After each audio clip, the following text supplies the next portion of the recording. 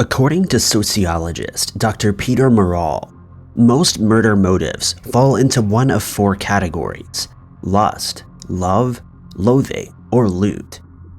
That's not to say that every case falls into one of these boundaries though, leaving us with strange, bizarre murders that we can't quite wrap our heads around. Number 5. It's natural for families to argue and have fights, whether the event is big or small. However, Kevin Watkins of Georgia took a family feud too far in 2018. Kevin had changed the Wi-Fi password in the Watkins household as he wanted to play video games without anyone else in the house draining the bandwidth. Kevin and his mother got into an argument after she discovered that he was the reason she couldn't get online. His mother berated him for being selfish and trying to use the Wi-Fi for himself instead of sharing with the family. The pair argued, and Kevin's sister, Alexis, even got involved to try to de-escalate the situation. The argument escalated into a fight, with the siblings wrestling to the floor and becoming physically violent towards one another. As Kevin was older and much stronger, he had the upper hand and proceeded to hold his sister in a chokehold for 15 minutes.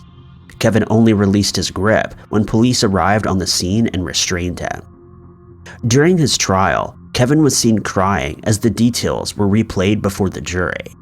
He managed to mouth the words "I'm sorry" to his mother and his family. He was sentenced to life in prison for felony murder. As Kevin is a young adult, he might be eligible for parole in the near future. The judge told the court, quote, "In this house, chaos was empowerment. In this household, the ability to ignore and follow corrective discipline was empowering. I'm sorry that the adults in your life let you down and failed to give you the tools you needed to deal with your anger." Number 4. We've all been in a situation where we've begged our parents for something, only for them to say no matter how much we promise to clean our rooms or keep improving our grades.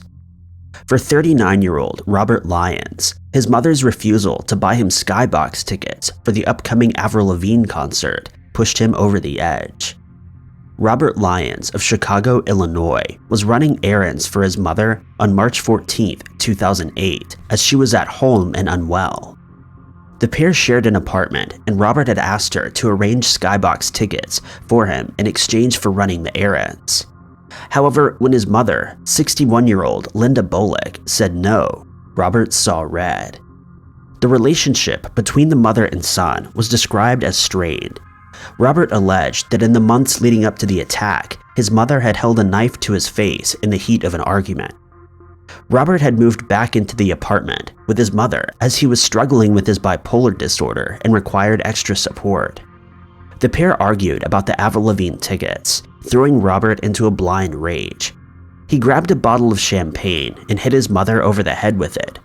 Linda's body was found when Chicago police conducted a welfare check after neighbors had heard the commotion. It didn't take them long to track down her 39-year-old son, Robert, who had taken himself out on a shopping trip. Robert was arrested and charged with his mother's murder, all over concert tickets.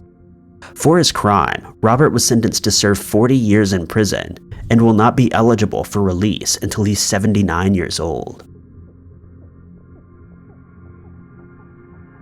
Number 3. In January of 2012, Billy Payne and Billie Jean Hayworth of Mountain City, Tennessee, were found murdered in the home that they shared. The small town struggled to come to terms with what had happened. Mountain City was described by all who lived there as an everyone-knows-everyone town with a laid-back attitude. Mountain City police quickly launched their investigation, and what they were about to uncover would leave police across the US in shock.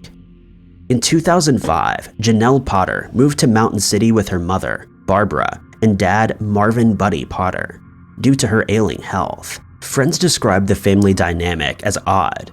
Janelle, who was in her 30s, had led a very sheltered life. Her parents wanted to protect her from the outside world as she suffered from numerous health conditions, but this only helped to further isolate her. She wasn't allowed a car, and her parents constantly monitored her Facebook account to see who she was talking to. Janelle herself said that she had a difficult time making friends in Mountain City, as she hadn't grown up in the area like the majority of its inhabitants, and was finding it hard to break through to certain cliques and groups. Slowly but surely, Janelle started talking to the locals and befriended pharmacy clerk Tracy Greenwell. The pair met while Janelle was collecting prescriptions for her type 1 diabetes, and Greenwell said that she had berated her out of pity after seeing her around. Tracy, in turn, introduced Janelle to her circle of friends, as well as her cousin, Jamie Curd, and her brother, Billy Payne. Jamie and Janelle quickly became an item, but had to hide their relationship from Janelle's parents. However, friends believed that Janelle was actually in love with Billy Payne, who was already in a relationship with Billie Jean. It appears that Janelle's jealousy of Billie Jean became the catalyst for a murder that would rock the small Tennessee town. At last, things were going well for Janelle. That was until the anonymous hate messages began appearing on her Facebook page. The messages ranged from threats on her life to telling Janelle that she was a horrible person. Janelle immediately latched onto the idea that Billie Jean was behind all of this because she was jealous of how beautiful she was and felt threatened by her. The threats escalated, with Billy Payne, Billie Jean, and Jamie Curd, and Janelle's family all becoming involved in the Facebook feud. One morning, the Potter family awoke to find that rocks had been thrown at their home, with the names of Billy Payne and Billie Jean written on them.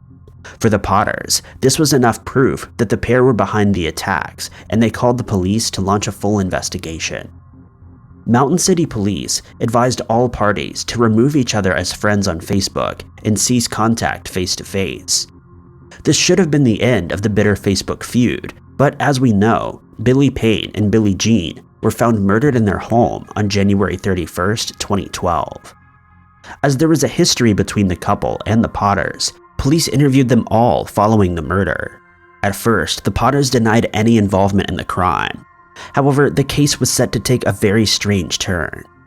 The story only becomes more bizarre with the introduction of Chris. Marvin and Barbara claimed that a CIA operative named Chris had been texting and emailing them, claiming that he was tasked with the job of protecting Janelle at all costs.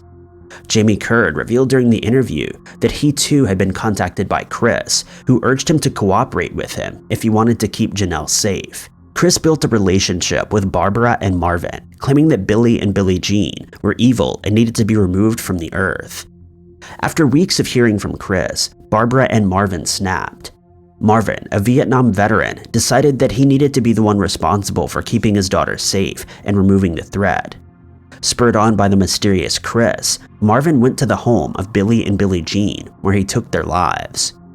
Only it turns out that the IP address used by Chris was the same IP address as the Potter's home computer, the one that Janelle used daily. Chris even had the same writing style and made the same grammatical and spelling errors as Janelle. It turned out that the fake accounts had all been set up by Janelle and her whole story was fabricated. After 6 hours of interrogation, Marvin cracked and admitted to taking the lives of Billy and Billie Jean. Janelle had orchestrated the whole attack against the innocent people, and she managed to manipulate her mother and dad, as well as her boyfriend, into believing that her life was in immediate danger and that she needed CIA protection. Marvin Potter was sentenced to 2 life sentences and is not eligible for parole until 2132. Janelle and her mother Barbara are also serving 2 life terms for the first-degree murder of Billy and Billie Jean, while Jamie Curd was given a 25-year sentence in exchange for testifying against the Potters. Number 2.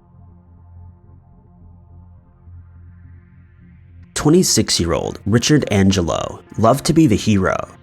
He took pride in being a good Samaritan and always wanted to know what he could do to help out his community. This wasn't out of the kindness of his own heart, though. Richard liked to be a good Samaritan because of the attention and respect it brought with it.